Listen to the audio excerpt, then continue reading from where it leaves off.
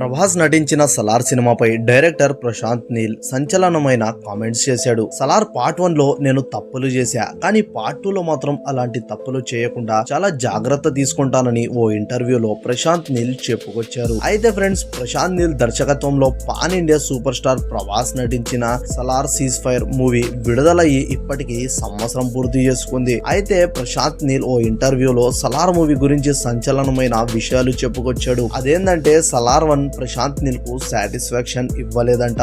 కొంతమంది ఈ చిత్రాన్ని KGF 2 తో పోల్చారు.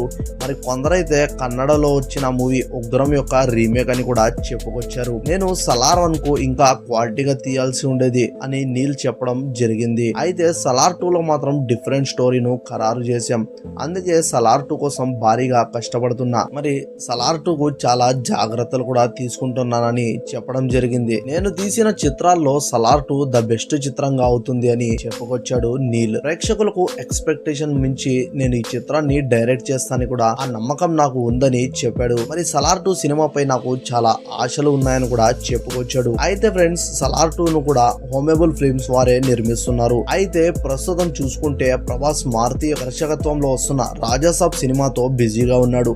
ఆ తర్వాత డైరెక్టర్ అను రాఘవపుడి దర్శకత్వంలో ఓ సినిమా చేయనున్నాడు. తర్వాత సందీప్ రెడ్డి వాంగ దర్శకత్వంలో స్పిరిట్ మూవీ చేయనున్నాడు. వీటితో పాటు సలార్ 2, కల్కి 2 మూవీలు కూడా ప్రభాస్ చేతిలో ఉన్నాయి. అయితే ఫ్రెండ్స్, మీరు కూడా సలార్ 2 మూవీ కోసం ఎక్సైటెడ్ గా ఉన్నారా? మీ జవాబు అవును అయితే కింద కామెంట్స్ లో చెప్పుకోండి. మరిన్ని సినిమా టాపిక్స్ గురించి తెలుసుకోవడం కోసం మా యొక్క సినిమా ప్రపంచం యూట్యూబ్ ఛానల్ ను సబ్స్క్రైబ్ చేసుకోండి.